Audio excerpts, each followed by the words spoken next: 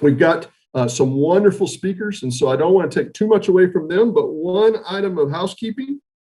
If you hear something that you really liked from one of the speakers, you want to ask a question about that or get some more information on that, there's a Q&A function here on Zoom that you can use. Go to that Q&A function, type in your question. There's someone sitting in the background. Her name's Sydney. She's doing a great job of compiling these questions. She's actually a rock star. She keeps all this running on time. She compiles those questions and she'll get them to Robert Allen and myself. Robert Allen's our co-host for today. He's the president and CEO of the Texas Economic Development Corporation and our partners in this. And without Robert and his team, these webinars certainly wouldn't have the impact that they're having. So thank you, Robert. You're going to meet here in just a little bit. So we know about the Q&A button. We really have opportunities to ask questions for leaders here. So take advantage of that. Let's jump right into our first speaker, because I think it's really what we came here to hear today. Our first speaker leads a technical college that's been doing tremendous work in Texas, actually for a long, long time. He hasn't been there that long, but what he doesn't know is my first experience with higher education was at Texas State Technical College, TSTC, Harlingen. I took swimming lessons there when I was 7 years old in Harlingen, Texas, and I can swim, so I can attest to the product that they have there. You're going to meet Chancellor Mike Reeser. As Chancellor and CEO of TSTC, he leads the only statewide two-year technical college system. They have 10 campuses across Texas. Under his leadership, TSTC has become well known as an innovator in higher education operations in several ways, but don't let me take away from his opportunity to tell his story, because I'm sure he's going to talk about it. Prior to being appointed chancellor, that was in 2010, he served TSTC in various roles, including chief financial officer, college president, and dean of instruction. In the early half of his career, Chancellor Reeser was a banker. He served in executive and management roles in both Houston and Waco. He holds a Bachelor of Science degree from Texas A&M University and an MBA from the University of Texas at Arlington. Chancellor Reeser, I can't wait till you speak on the good you're doing for our state's workforce, so let me turn it over to you. Thank you very much, Chairman Daniel and President Allen. It's an honor to be here with you today, and I'm glad to talk about one of my favorite topics, workforce development in Texas and TSTC in particular. In fact, there's 3 items I'd like to cover today, and fortunately the chairman already talked about some of them, and that is I want to give a quick primer on TSTC, because I know there's probably some listeners who may have heard about us but don't know some of the details. So I'll give you a quick commercial on that, take a minute or two. And then I'd like to talk about the pandemic and its impact on workforce training across the state, and share with you some outlooks that we have here at TSTC about the way forward. And then finally, the notion of a skills gap. I'd like to spend then the balance of my time talking about skills gap and what does that really mean in Texas, and what are some of the things we could do in order to make our outstanding position even better. So if it could, I'd start with TSTC. TSTC, in the rich array of higher ed in Texas, is a very different kind of school. And there are a lot of factors about TSTC that make it truly unique in that constellation of superstars in higher ed. And that begins with our mission. TSTC is not a comprehensive college. We weren't tasked by the legislature to try to do a broad range of things. Instead, we were asked to do workforce training and create a skilled workforce for the industrial employers of Texas. And having that very narrow focused mission means that we've been able to specialize for 55 years on that very thing. Not unlike disciplines like law or medicine, when you specialize, you get awfully good at something. And so TSTC, I like to think, is the best there is in terms of doing workforce training in Texas. Another thing that makes us different is we're a statewide agency. So we have a footprint not unlike, say, the Texas A&M system or the UT system or the other university systems. We are not, instead, a local community college type. someone who has a local focus. So we have a statewide mission, and that provides benefits, particularly for employers who have a statewide footprint in terms of their hiring practices. Another is we get no property taxes. All of our funding comes from the legislature. And so it allows us to focus on the entire state and not merely serve those local taxpayers who pay a big part of our bill. Finally, quality is absolutely tops with TxEDC. And we like to think it's true just because we're Texans and Texans love to brag. But we also know that our quality is tops because the employers who hire our graduates tell us when they have a choice, they look to us first. Another indicator is the intercollegiate technical competition called SkillsUSA. In SkillsUSA, over the past 40 years, the TxTC system of schools has collected more medals at both the state and the national level than the rest of the two-year sector in Texas combined. So we have an outstanding record of intercollegiate excellence in terms of the skill our graduates hold. Now, two things that really make us different are the funding method used by the legislature for TxTC, and then our money-back guarantee. All of education in Texas is paid by either a census or an hourly basis. And so the volume of work that they do is how they earn their state funding. That's not true at TxTC. Instead, TxTC earns its state funding by the employment outcomes of its students, and only by the employment outcomes of its students. In that system, we are measured at the placement rate of our graduates into the economy is measured, and then those graduates are, their earnings of those graduates are measured for the first 5 years of their employment, and TxTC is essentially paid a commission on the economic impact of those graduates on the Texas economy. So while a lot of higher ed is paid by the hour, TxTC is paid strictly on straight commission. And that makes us really laser focused on being on the employability of our students. We've gotten so good at it, we also offer for many of our programs a money-back guarantee. This is unusual in all of higher ed, and we're the only school we know of in Texas for whom students who graduate from many of our programs, if they don't find a job within 6 months of graduation, we refund all of their tuition. And this takes the risk of higher ed off the table for many families in Texas. And it makes us particularly focused again on the employability skills of our students. So that's TxTC and what we do and the role that we play in the wide, excellent workforce training efforts that go on across the state. The pandemic. It was about a year ago when the first emergency declaration was made, and it didn't take long, and education, particularly higher education, went into a lockdown mode. We quickly worked to pivot to alternative methods of delivery, and online became a dominant way in which we could continue to do business.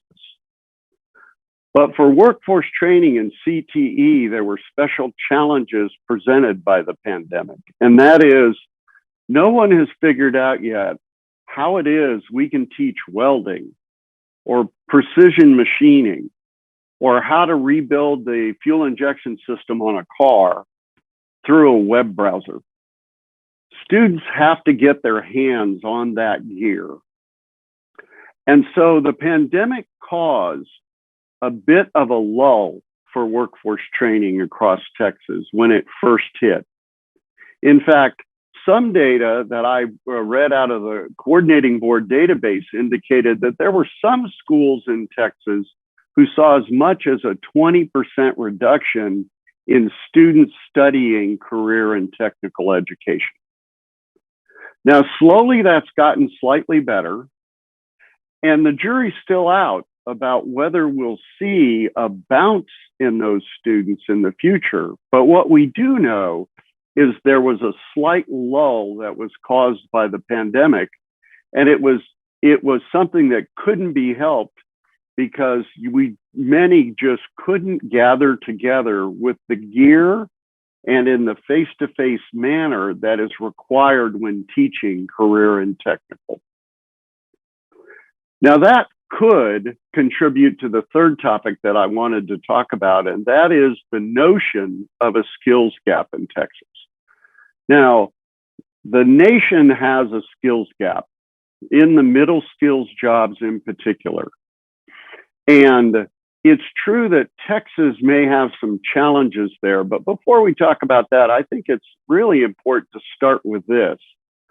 Texas is the best when it comes to this area. We are the perennial owner of the Governor's Cup, thanks to President Allen and all of the work done by economic professionals across the state. We have a robust Texas Workforce Commission who fields opportunities like the skills development grants and other funds, a robust workforce board system. We have 50 community colleges who all contribute to workforce training, the TCSC system and the Lamars who also do outstanding work. We have the P-Tech academies and the other, and not to mention HB5, which was a watershed legislative effort, which broadened the opportunities for K-12 to offer Texans multiple pathways through education. So the bottom line is, we're as good as it gets. But I suggest that Texans never rest on their laurels, that there's still room for us to take the lead that we have on the rest of the United States and build it further still.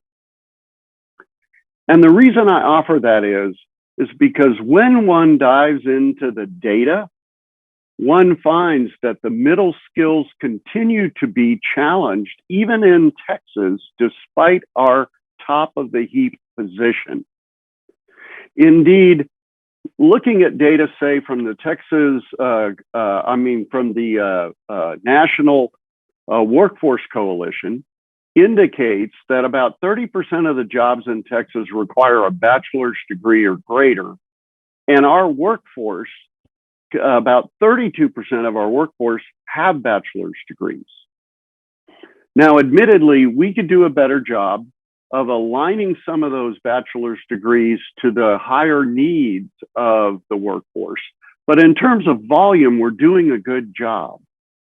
Likewise, those jobs at the other end of the spectrum that require merely a high school diploma, we have a good number of people who fit in that situation.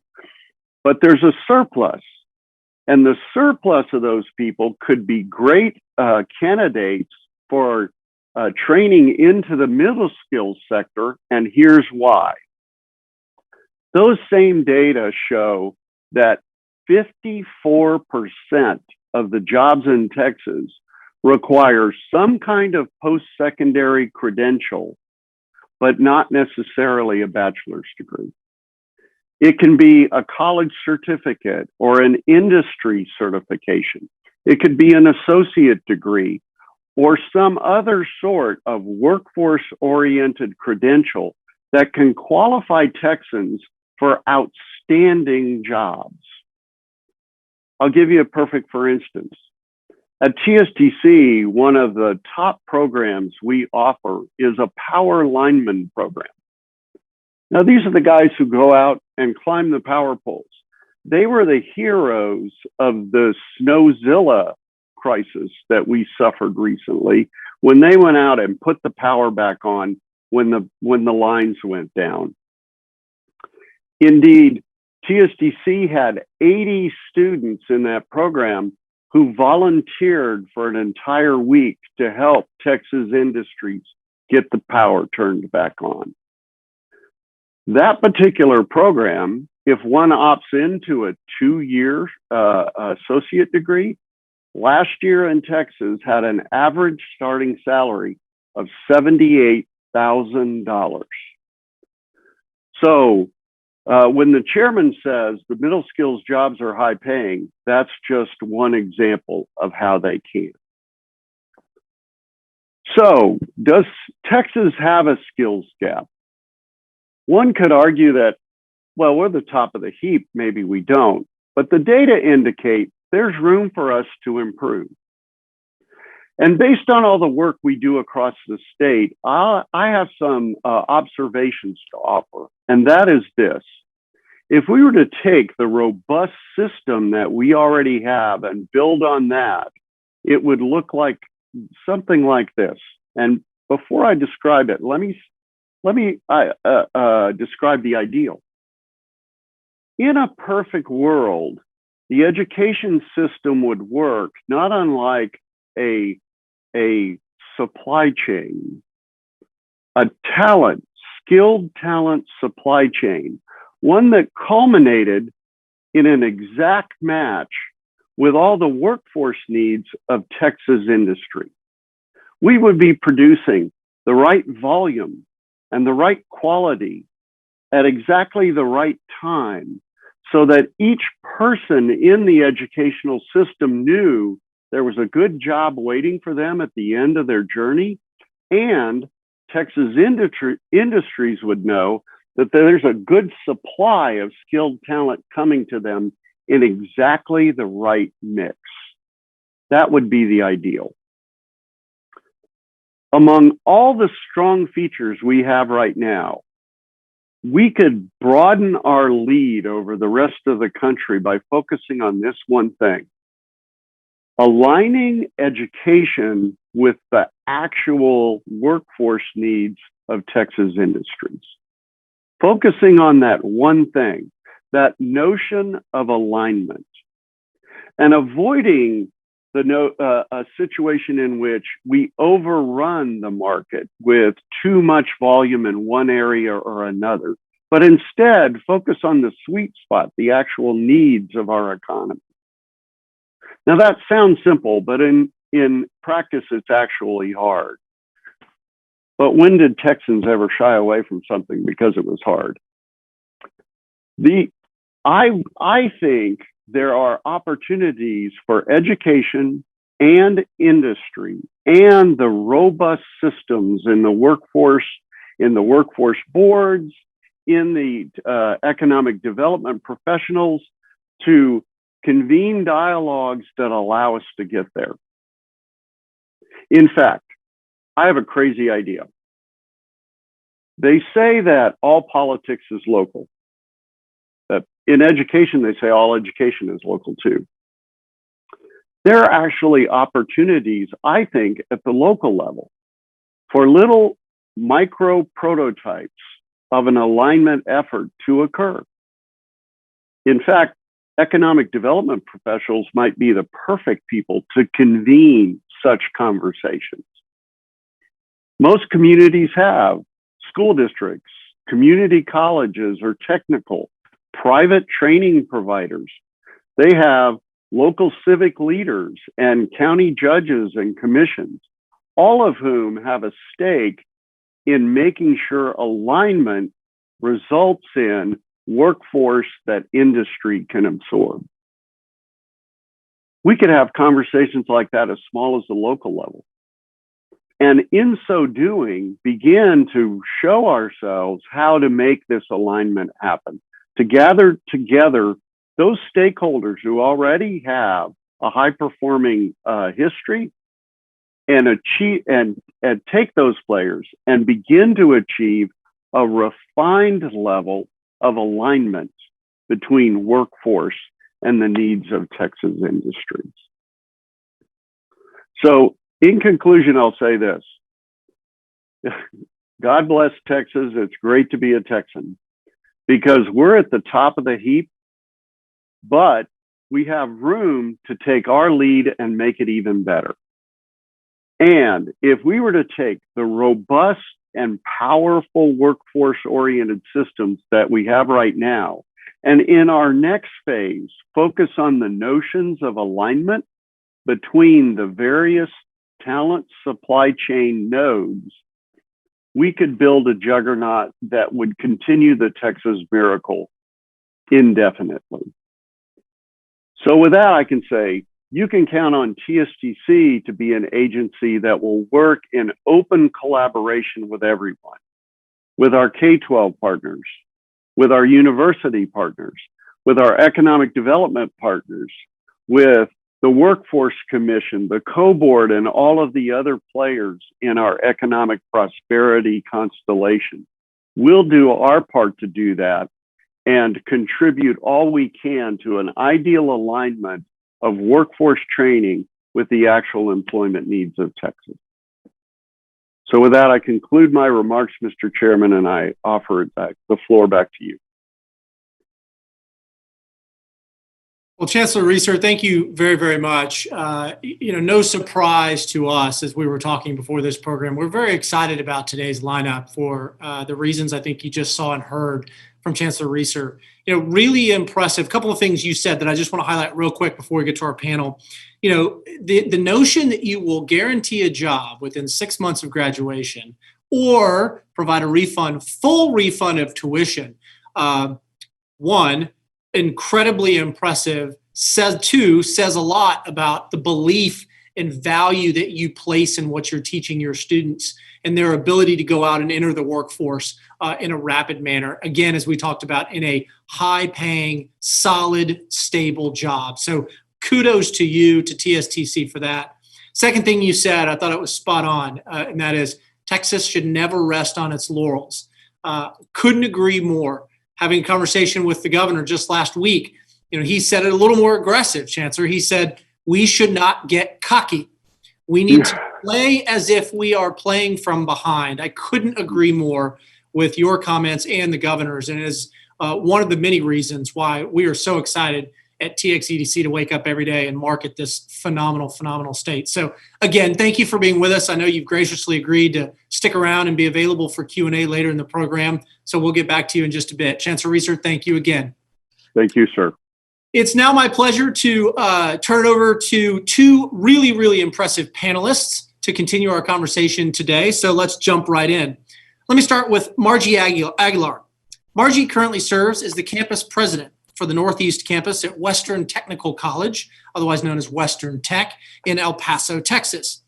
Western Tech has 2 campuses and recently celebrated its 50th anniversary. Margie has been working with career schools for over 39 years, 7 of those at Western Tech.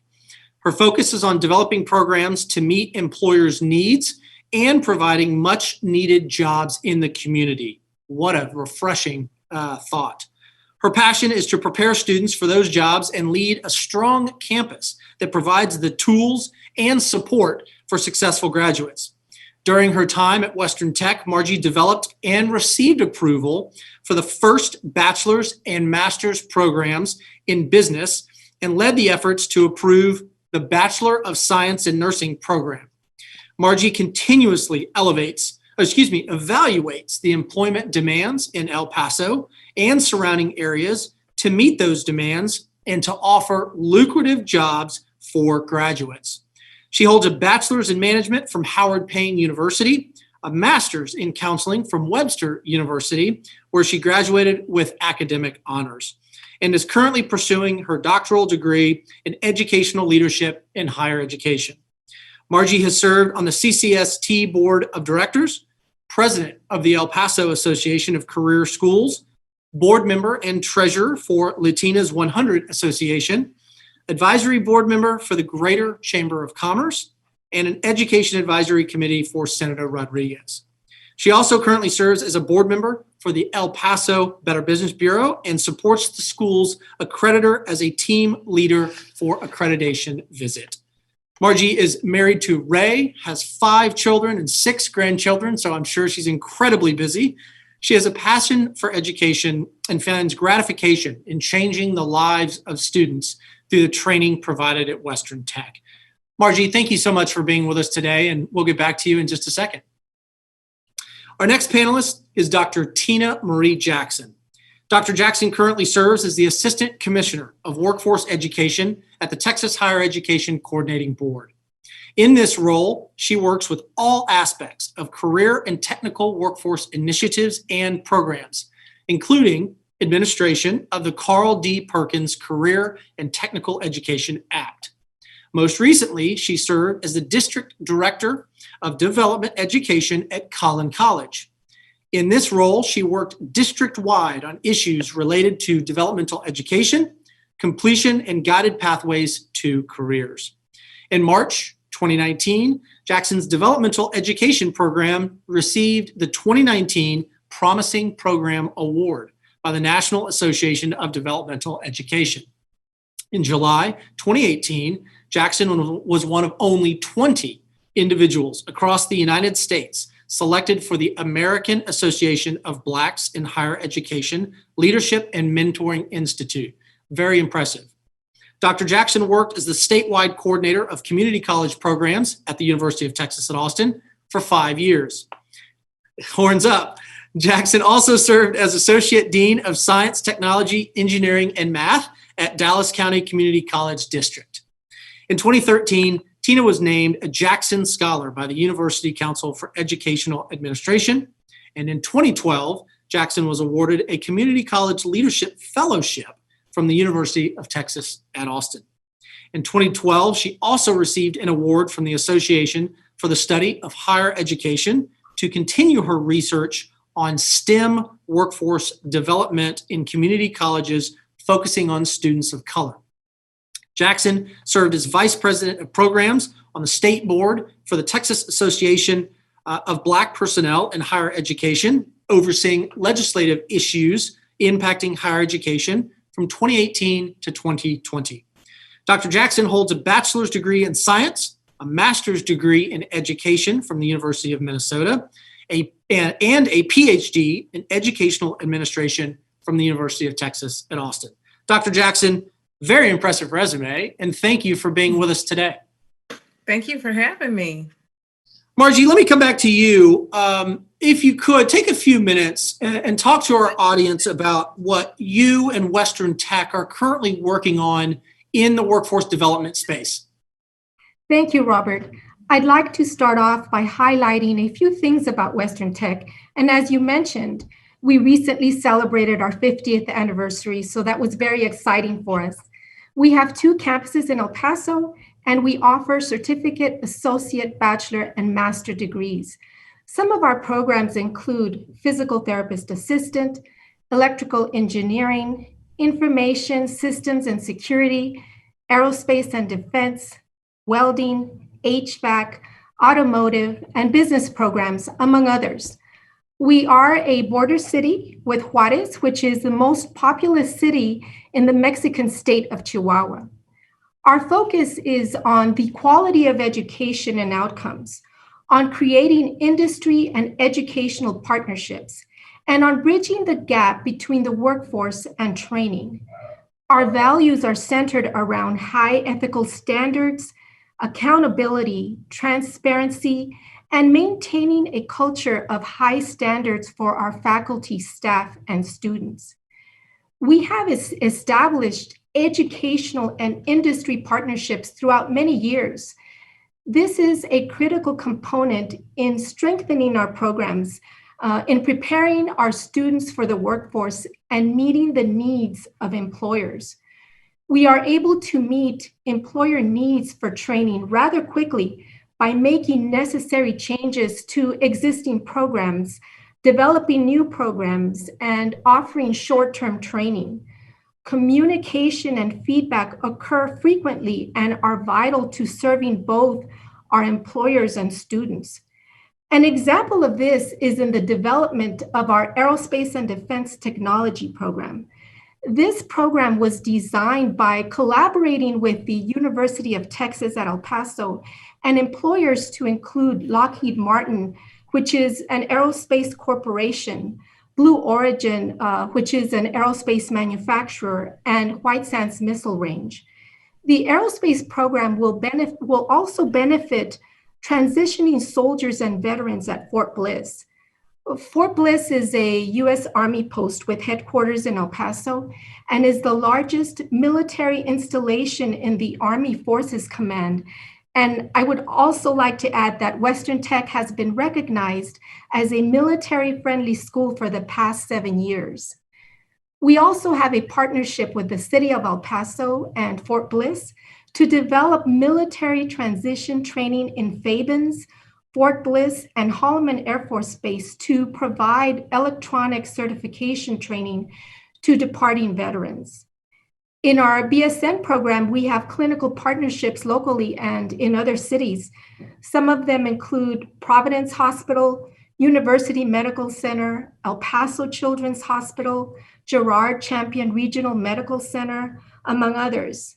Also, our information systems security program has a new partnership with Palo Alto Networks.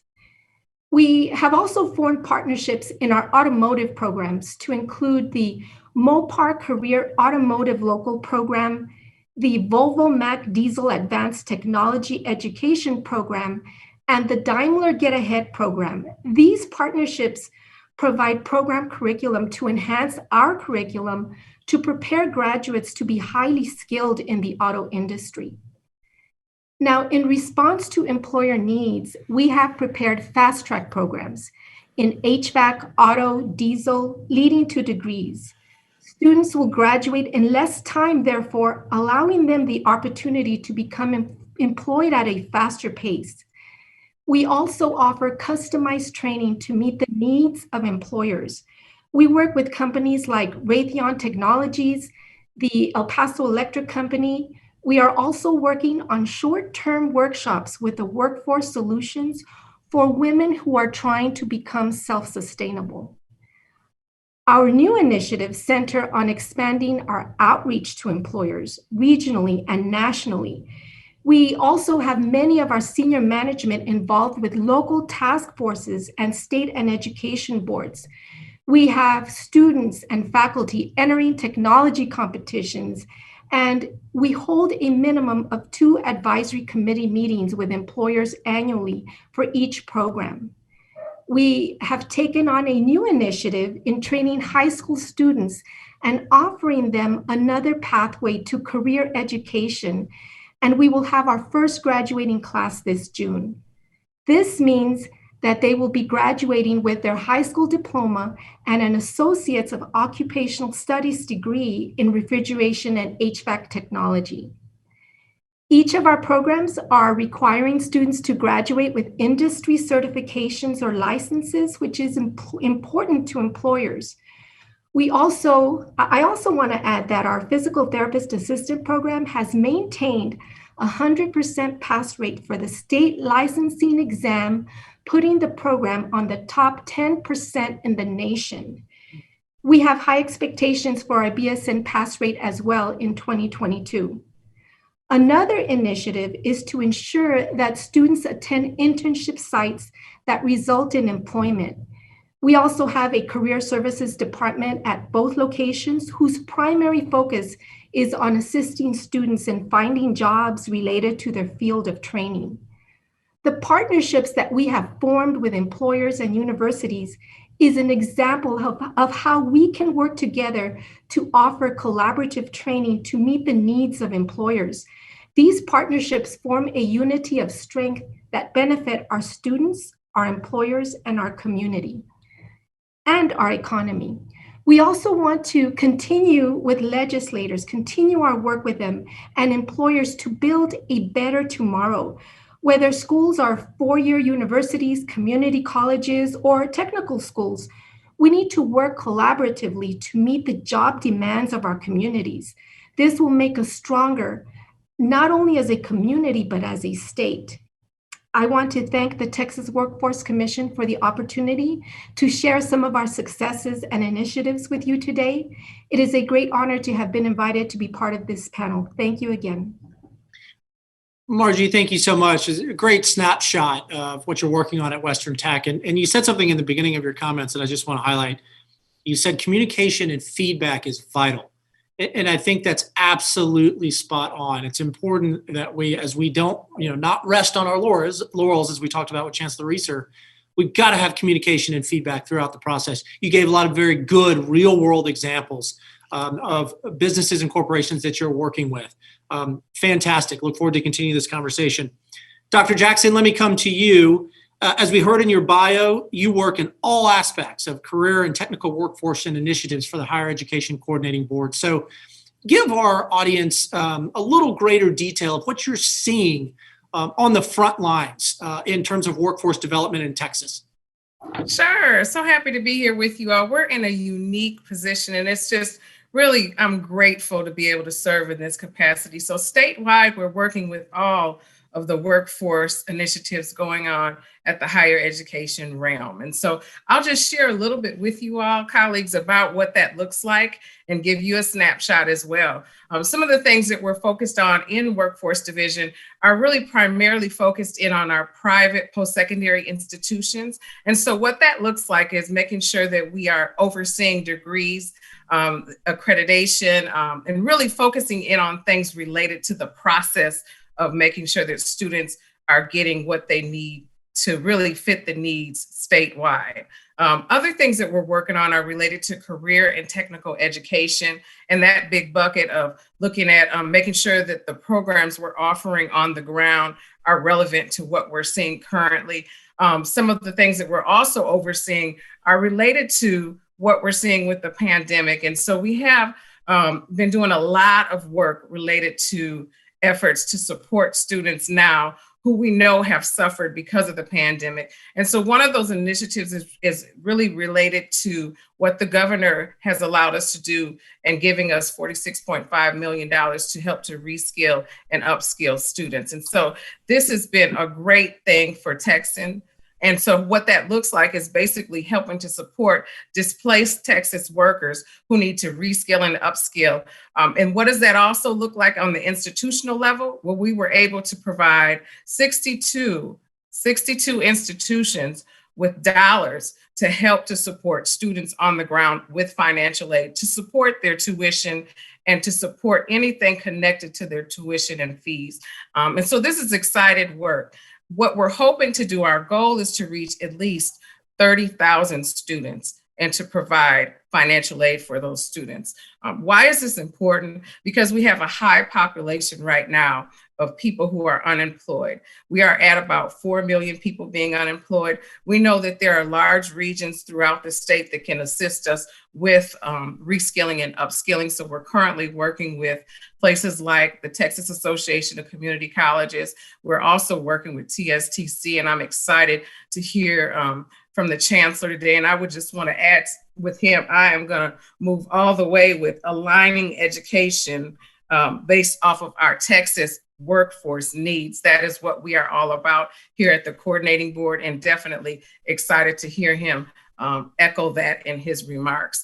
Other things that we're really excited about at the coordinating board is moving forward. We're talking a lot about how to move forward with putting things in a digital platform. So we've got a lot of focus on online educational resources. Why is this important? Well, as we know, colleagues, we don't know quite when we'll be out of the pandemic, but what we do know is a silver lining is now we've all learned new skills on how to really reach one another. And so one of the things we're focused in on is how can we provide more online resources to areas that may not have those access that we know that they need. We know that we have students that don't have broadband. We know we have students who don't have the ability to reach the levels that they might need to in order to be successful and get the skills that they need. So that's some of the work that I'm engaged in. We definitely, as you all know, are engaged in policy work. On the ground right now, our whole team is involved with the legislative sessions, and there's a lot of emphasis being placed on reskilling and upskilling. And in that work, the goal is always to make sure that we're able to not just be happy with where we're at, but move forward to where we can be. And so, like the chancellor said, there is always room for improvement. And I'm just excited to talk to you all about how to get very intentional about making sure that we're not only able to do things together collaboratively, but also able to scale it and sustain it. So sustainability is critical. I think that it's one thing to have programs on the ground, but if we can't keep programs going and if we cannot make them really scalable in a way that suits the needs of not only our great friends in El Paso, but also our friends in the DFW area, also in the Houston region, we have folks that are on the outskirts that need the same type of scalability. So those are some of the projects we're working on, and I'm excited to engage with you more. Thank you, Dr. Jackson. Very impressive. And you said something too that I want to reiterate. Because of the grant from the governor's office, $46.5 million on reskilling and upskilling, 62 institutions were able to receive support. 62. And I highlight this for a couple of reasons. One, it shows the size, scope, and scale of the state of Texas and what we are working with every day. It's a really, really impressive size, scope, and scale. And so as somebody who's in charge of marketing the state of Texas in terms of economic development, it's great when I get to have that kind of information at my disposal to go out and market Texas in comparison to our counterparts. Dr. Jackson, let's talk a little bit about how we, and I mean those that are listening, you've got some economic development professionals from across the state of Texas, along with a lot of other folks that are listening in at the moment. How can we collectively as a group, better promote technical education as a viable step to a long-term career path? Any ideas? I'll talk about things that I've done, things that we're doing, and things that we can do together. So some of the things that I've done that have been very just ways to create a pathway that continues the process of building community, have been involved with the level of having the dual credit programs at the K-12 level. I think that that's critical. Also having collegiate academies where students are engaged in specific areas that really train them for the field once they graduate from high school. We can't do enough of that. Other things that I've been involved in that have really worked and where we're moving forward towards internship opportunities are critical. So not only giving them an internship opportunity that's unpaid, but paid opportunities, because we have many students across the state who can't afford to not work. So finding more ways to do that. And we're doing that through Texas Works right now.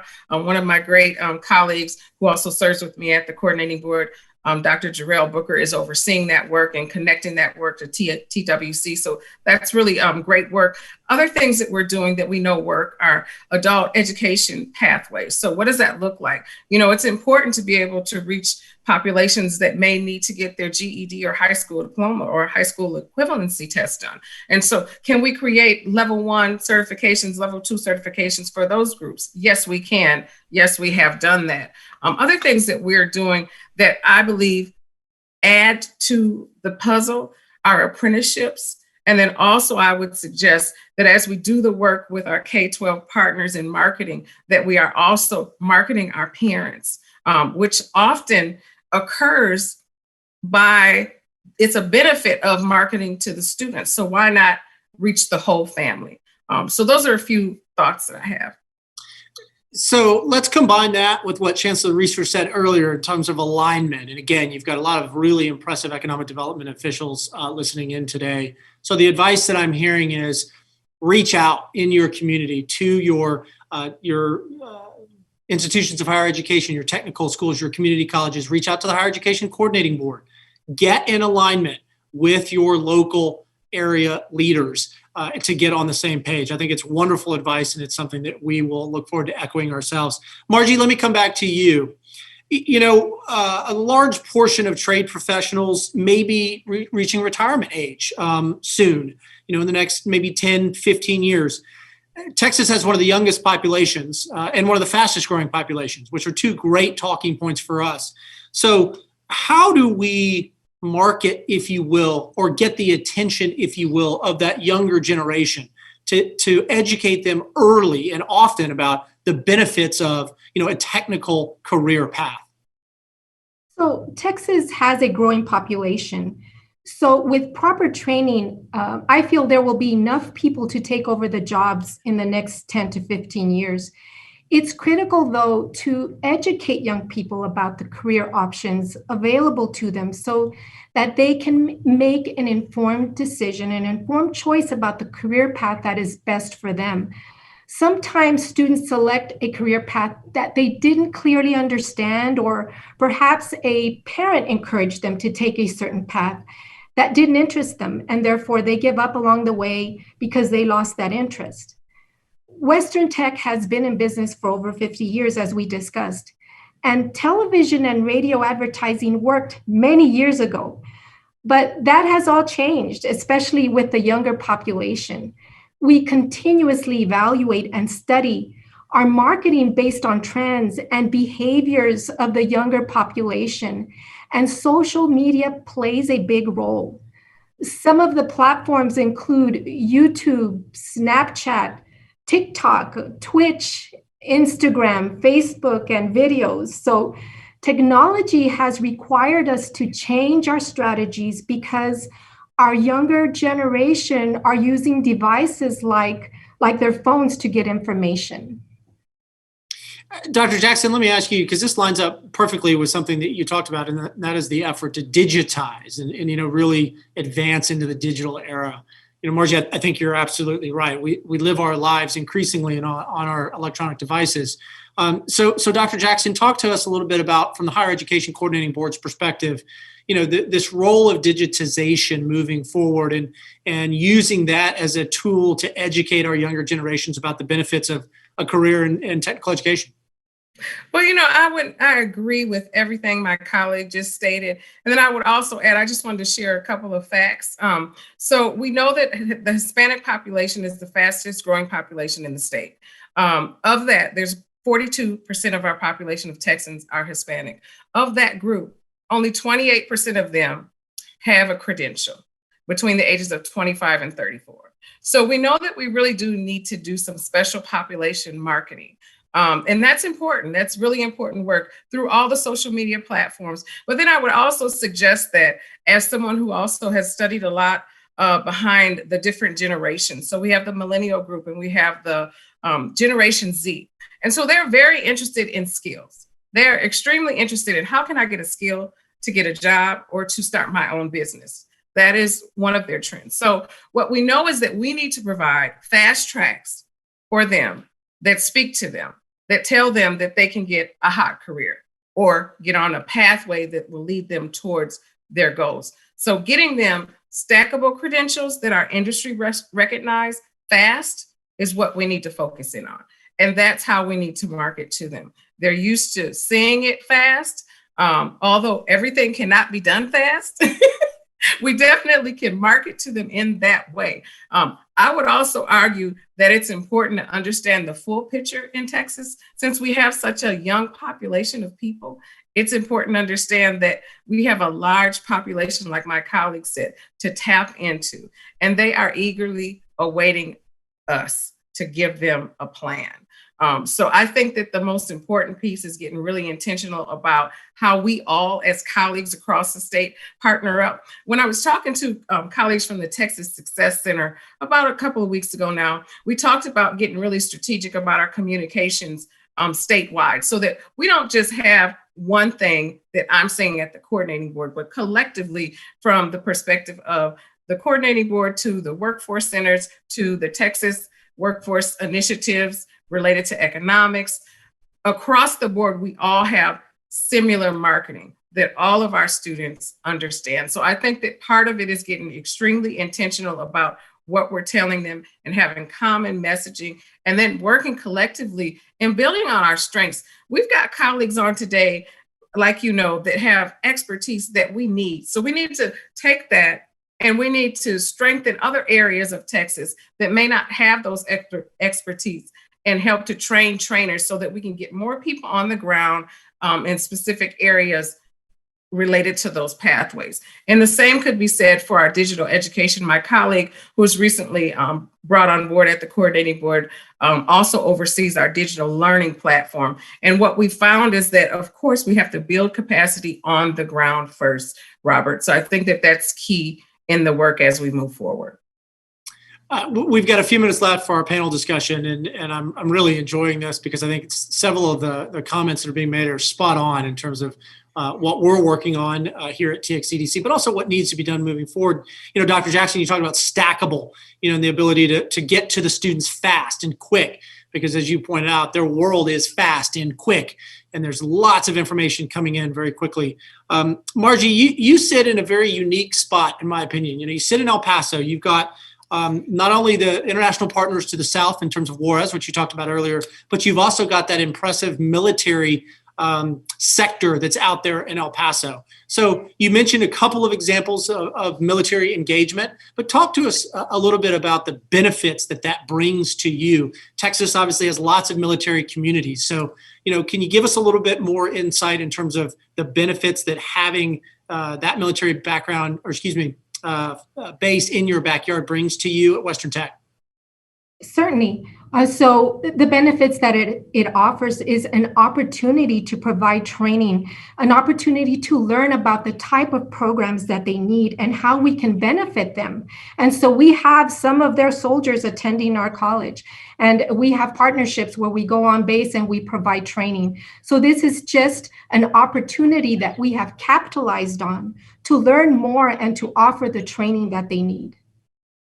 Well, Margie, thank you so much. Again, really impressive work you're doing in El Paso. Keep up the great work. Thank you for taking some time to be with us. I know you're going to also stick around for live Q&A towards the end, so thank you.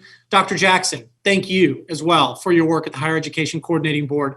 I have to give you kudos. I know you're relatively new in your role, clearly have a grasp of the universe, what's working, what needs to be done, and that's refreshing. For a lifelong Texan like myself, who was born and raised in the state and who really bleeds Texas day in and day out, to know that you and your colleagues at the Higher Education Coordinating Board are working every day to make sure that we're looking ahead, not just being comfortable and complacent with where we are, but looking ahead. After all, that was the impetus behind this webinar series, was to really highlight successful strategies that are working across the state of Texas and share those in other regions. So thank you, Dr. Jackson, Margie. Thank you so much for being with us, and we'll see you in a little bit for some Q&A. It's now my pleasure to turn it over to Chairman Daniel for the introduction of our next keynote speaker. Robert, thank you so much. Man, what great ideas and discussion that we're having today, the panel discussion. Dr. Reeser and our first speaker today. So many good ideas on the table, so many things going on out among various campuses in our communities across the state. And we've got more. There's much, much more to come here today. Let me jump right in and introduce our next speaker. I want to introduce you to Dr. Miranda Phillips. She's our second keynote speaker, and she's worked in education for 19 years as a teacher, a school counselor, director of counseling, as well as director of career and technical education for the Beaumont ISD. Dr. Phillips then served as Dean of Student and Academic Success and is now the Dean of Strategic and Workforce Initiatives at Lamar Institute of Technology. Dr. Phillips is actively involved in leadership Southeast Texas and serves on the advisory council there. She's also division chair of the Chamber of Commerce's Advancing Education and Workforce Readiness Division, which works to promote synergy between education and business and industry to meet local workforce needs. She has a Bachelor of Science degree in psychology from Texas A&M, Master of Education degree in counseling and development from Lamar University, and a PhD in psychology from North Central University. Can't wait to hear what she has to say about her experiences and her work at Lamar Institute of Technology. So, Dr. Phillips, the floor is yours.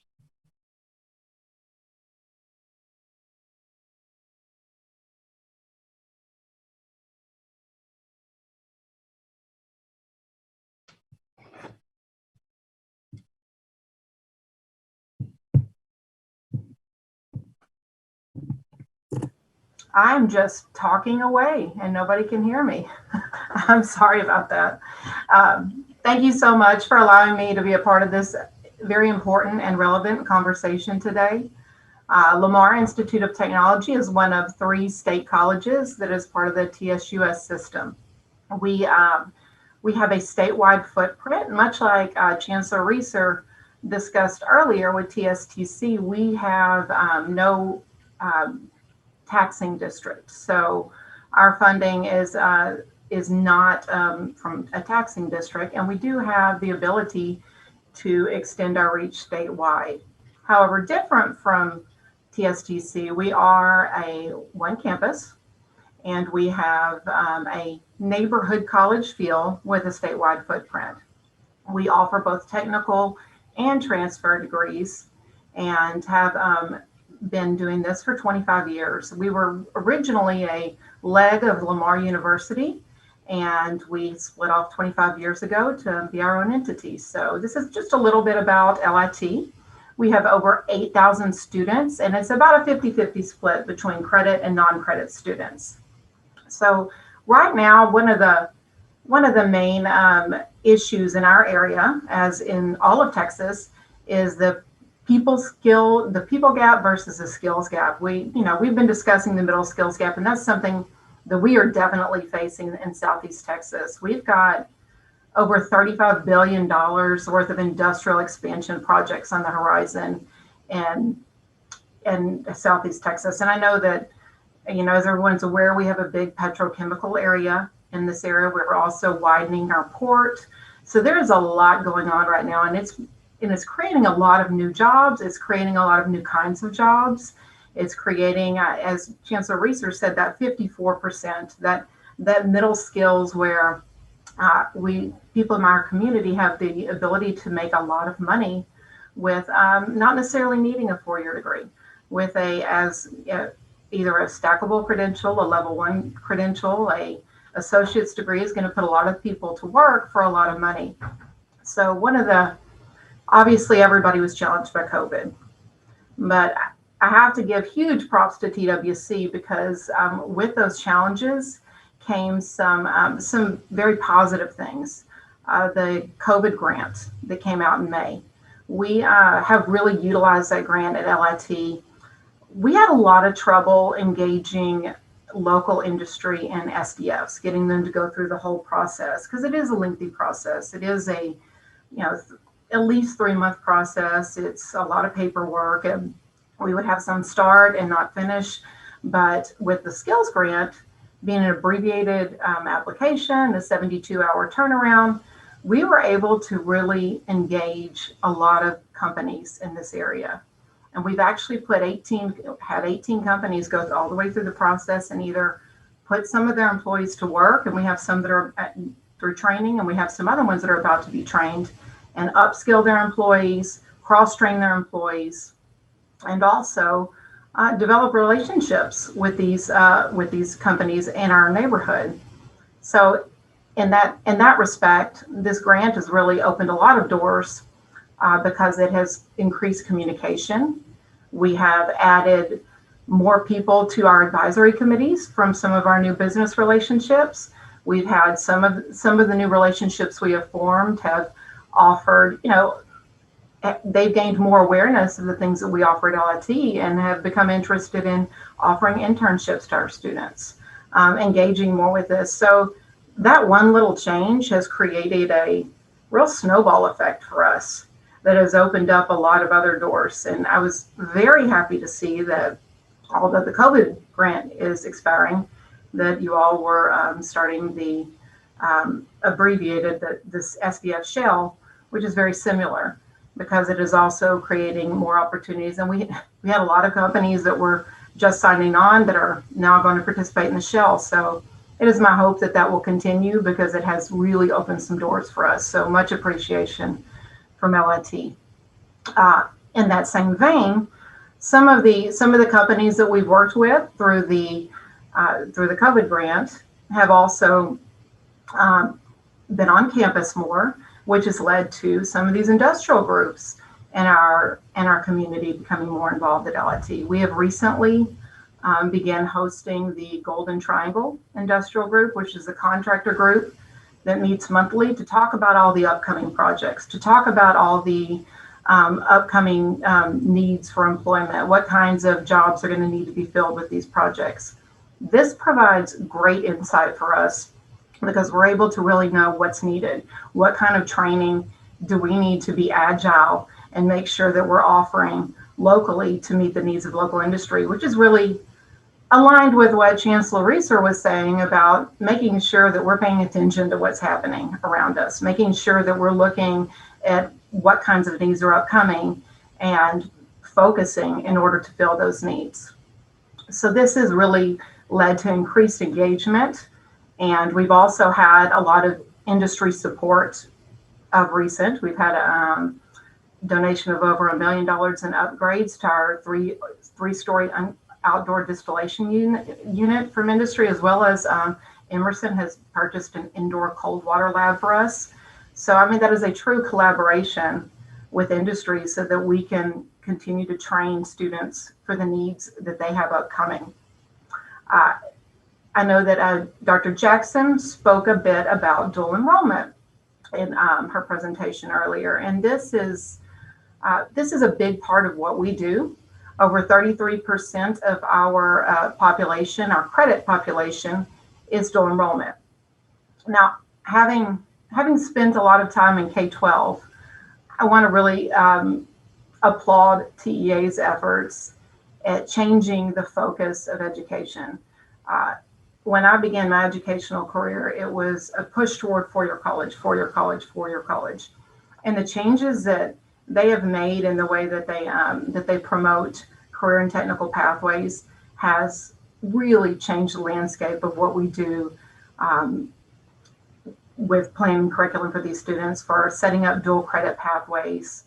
I remember a time when dual credit was English classes, math classes, academic classes. Most of what we do now are technical dual credit. We offer 27 different technical pathways to our partners, spanning 20 different programs of studies. And this offers a lot of, which we can tailor to different districts. And this offers a lot of opportunity for students who might not consider themselves to be college material to venture into something that is in their interest, help them to learn skill while they're in high school, and earn a post-secondary credential. We partner with, we have one PTech, we have two ECHS partnerships, and we also have the Deep East Texas College and Career Academy. This is a rural collaborative that has 6 different very rural schools that don't really have, it's based in Jasper, Texas. They don't really have a lot of access to higher ed.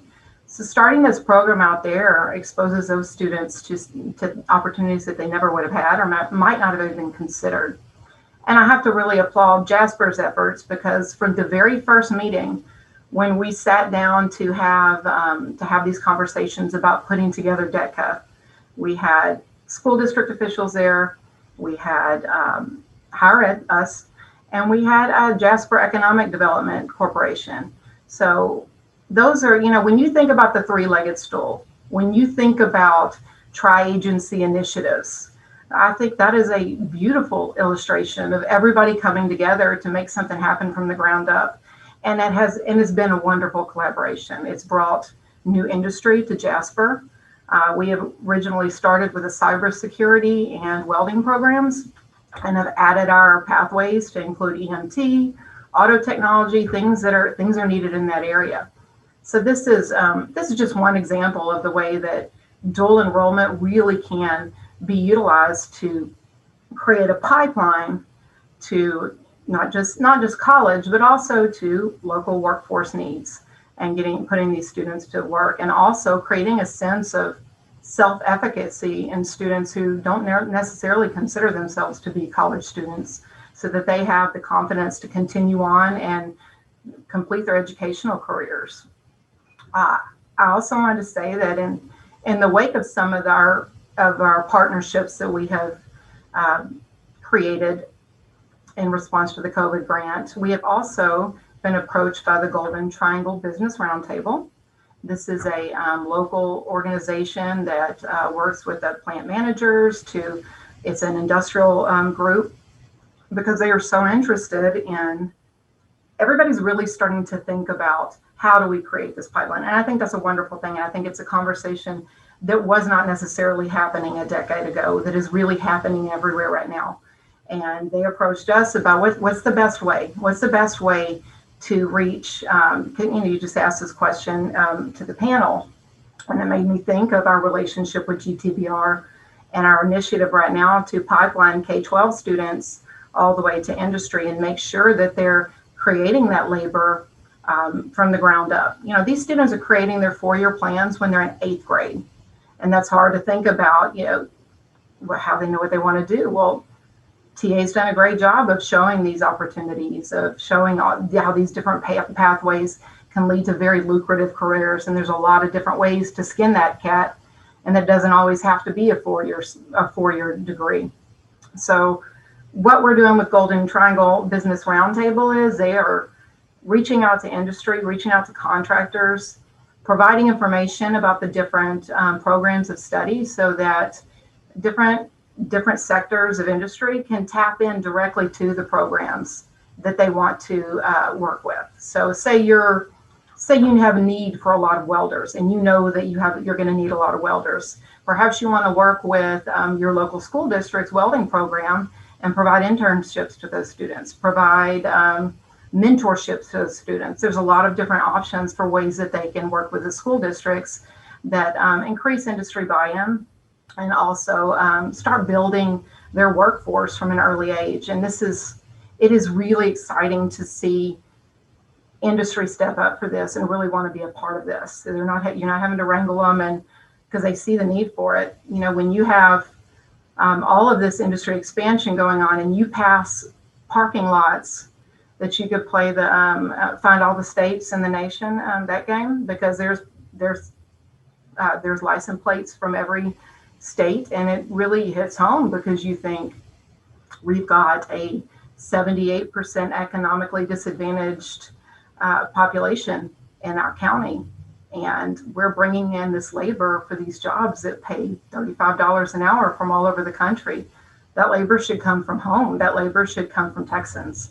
And we are really being more intentional. I think all our tri-agency initiatives, I think that we have come great strides to really being more intentional, to having everybody communicate and work together. And I was talking with a friend about this just recently, that in my 10 years at the Career Center, I was a vocational counselor. And at the beginning of that time, it was really hard to get students interested in career and technology education. I found that you had to beg, borrow, and cajole them to sign up for those classes. It wasn't, we never filled those programs. At the end of that 10-year period, we had stacks of applications. It was, how do we choose which students we accept? We had a full career center, every program full with waiting lists. That's a big shift. That is a big shift in what students are interested in. It's a big shift in how we are marketing to students, how we are showing students what kind of opportunities are out there. And it doesn't happen at just one level. It doesn't happen at just the K-12 level. It doesn't happen at just the higher ed level. The way that everyone has been working together has really, really promoted all of these pathways. And I think it's an exciting time, and especially an exciting time for Texas. I think that we're doing it right, and we just need to do more of it and continue with the good conversations and with the good communication between these entities. And I thank you for allowing me to be a part of this conversation. Dr. Phillips, thank you so much for bringing those comments. Wonderful things going on out there, and I really appreciate you taking time to share those with us here today. I think we're ready for questions, and I think Robert's going to kick that off. Thank you, Mr. Chairman. Much appreciated. And let me just echo my appreciation, Dr. Phillips. You said one thing that I just want to highlight, because I think our economic development professionals that are listening today, their ears perked up when you said it. You talked about the widening and deepening of the port, and you talked about these petrochemical projects that certainly Chairman Dale and I know deeply about. And I think the reason why this is so important is because, to me, it shows the perfect correlation and connection between why what you're doing on a daily basis impacts what those economic development professionals are doing on a daily basis. They're selling your region. They're trying to provide answers to decision makers as to why your region is the best. And you have answers to those questions. You have the ability to deliver talent where it's needed. You talked about the license plates, and those need to be Texas license plates. Couldn't agree with you more. And so I think connecting those two and the relevancy of the project with the relevancy of what each and all of you are working on is exactly what we wanted to get to. So thank you so much. We did say we wanted to save a few minutes for Q&A, and we do have some great questions here. Chancellor Reeser, let me start with you, sir. You talked about COVID. You talked about the impacts of COVID. The question is this: in terms of popularity of programs, what changes has COVID caused? For example, has the medical and health programs seen, say, an uptick in demand, or maybe a decrease in demand because of the health and safety of frontline workers? Do you have some insight on that? I can tell you at TSTC, we've seen an uptick. And I think it's because the nature of the health professions have been, there's no doubt that the challenges of working in that profession are well known, but so too is the intrinsic value that comes from being someone who goes to work every day and makes a big difference in the lives of those around them. So on top of the well-paying nature of medical fields, there's a bit of hero in doing that work. And I think many young people today are purpose-driven, and so they're attracted to that. Well said. Being in a field that's recognized and appreciated, is a great thing. And I couldn't agree more. Frontline workers deserve tremendous credit and kudos for sticking at it through all of this, a year running now. Hopefully there's light at the end of the tunnel. Thank you very much, Chancellor, for that. Mr. Chairman, second question, sir. I do have a question for President Aguilar. A lot of Texas businesses had to go through kind of a redefining phase, particularly during the early stages of the pandemic. We're still seeing some of that. Have you had to make any changes to redefine Western Tech? I would say that we redefined ourselves by strengthening our infrastructure for both the hybrid and online delivery. We re-examined everything we were doing, including our IT services and our student services, to be able to support the fully online environment, not only for faculty and students, but also staff who were working from home. As a result, the changes to our infrastructure to support the fully online environment is much stronger. We launched our first master's degree in business administration as a fully online program during the first quarter of this year. So the process of redefining ourselves assisted us in setting this program up for success in the online environment. Thank you very much. There's so many different things that happen in the background that people don't really get to see. They only see the net result. I know your institution, lots of others, community colleges, four-year schools, technical schools, even public schools at K through 12. The speed with which we had to get up to speed on how people were going to receive services, we had to move very quickly. We didn't always get it right in the beginning, but I think we have all found some stride on that and are able to really deliver what we're hoping to deliver for Texans. I really appreciate that. Thank you. Dr. Jackson, let me come to you. I understand you're the first African-American woman to serve as Assistant Commissioner of Workforce Education at the Higher Education Coordinating Board. So again, congratulations on that role. What are some ways in which we can think about increasing both racial, but more importantly, gender diversity, when we're talking about trade professions? So, I was just reflecting on the year, and it's funny, when the pandemic hit, I was in the DFW area with my colleagues at Collin College, and it took us probably 2 days to start to do everything online, which was crazy. And I share that because during that season, we talked a lot about essential and what's essential. And so what I've learned is what's essential is for all of us to come together. And so we've been doing a lot of that through the tri-agency work. And I'll just share that we've been collectively meeting with TWC and TEA, TEA being the K-12 component, to talk about how to be strategic about really reaching special populations like our African American populations in our Hispanic communities. So that is a conversation that we're having. That's also a conversation that we're having at the coordinating board. And I know that our Commissioner Keller, is really laser focused on making sure that we really look at those populations, because in order to address the needs that we see with workforce demands, we really have to reach those populations of students. So I'm, of course, honored to serve as the first African-American woman in this role, and definitely find a lot of strength in our partnerships. I would also suggest that at the 2- and 4-year level, one of the things that we did at the coordinating board, especially with the reskilling and upskilling, is we had 3 consortiums. And so that's groups of higher education and 2-year institutions working with 4-year institutions. So of the 62, we actually had an additional group of individuals who work together institution-wide. And so the more of those types of approaches where we can connect the dots will help our students of color to be successful, because we found that we have to be really intentional about looking at barriers. And one of the barriers for our students is they don't have those relationships built at the 4-year level as well. Well, spot on. And you know, I think we try to encourage people all the time, you know, to think big picture, 50,000 foot level, and talk about, you know, the needs of Texas moving forward. It's one thing to be on top today, as we've talked about a lot. It's another thing entirely to stay there. One of the ways in which we're going to stay there is a couple of things, in my opinion. One, removing the stigma of a non-4-year degree. This was mentioned earlier, I think, by Dr. Phillips, and I think it's absolutely true.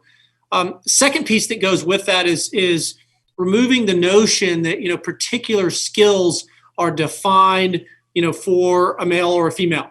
You know, those types of thinking, if you will, we need to work through those. We need to educate people that there are opportunities across the board for all Texans.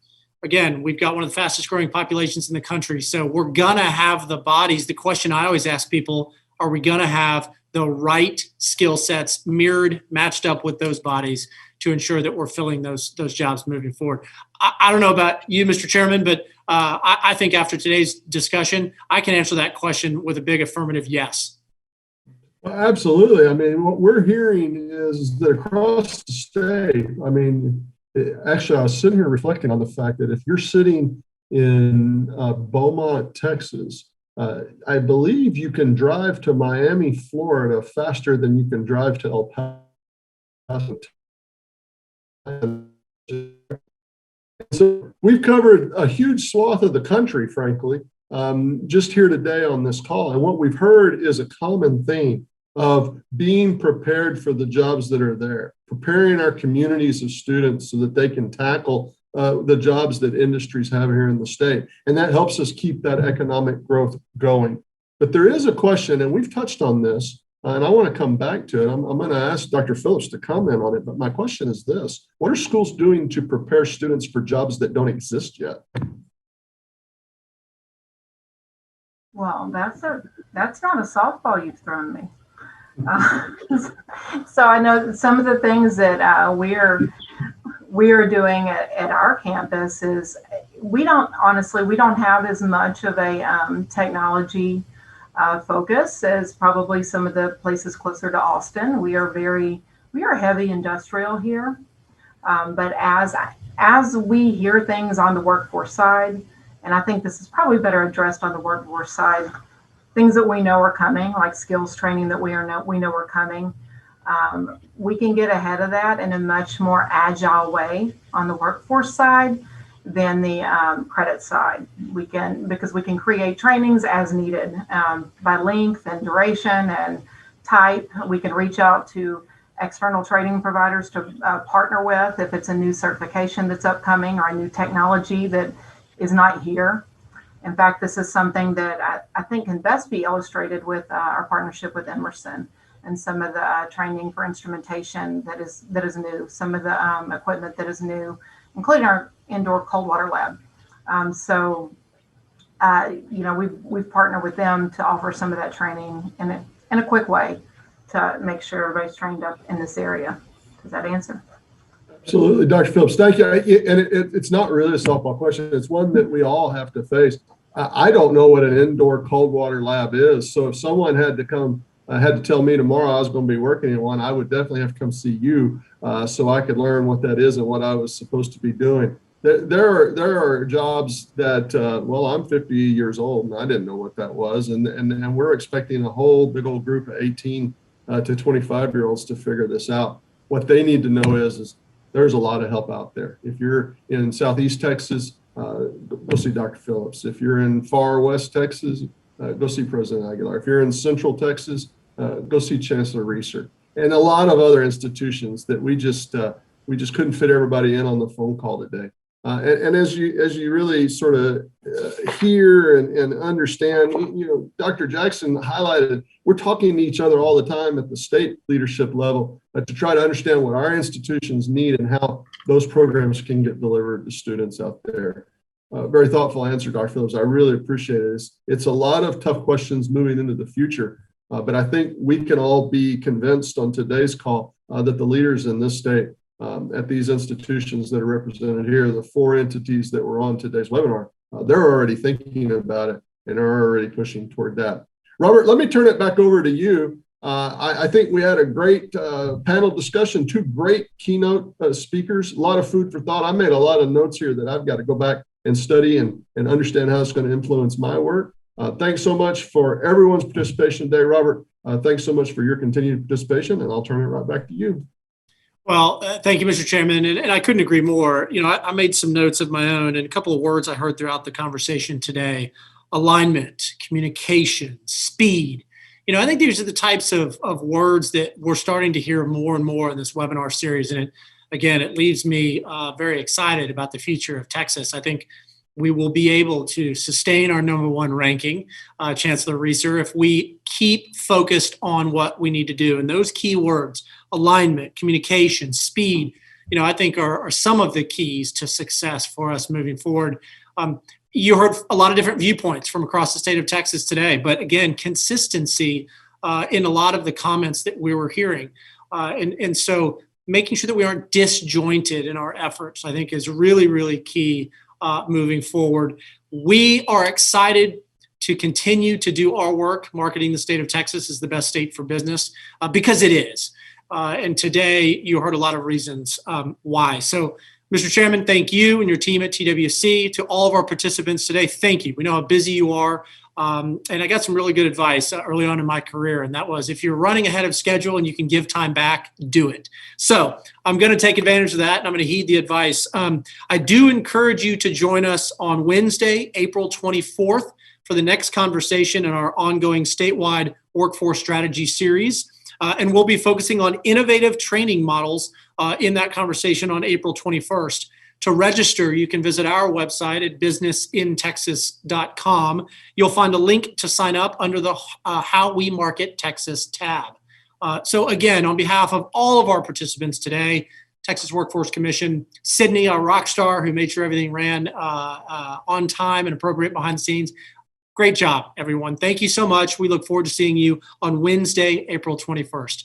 I hope you have a great rest of your day.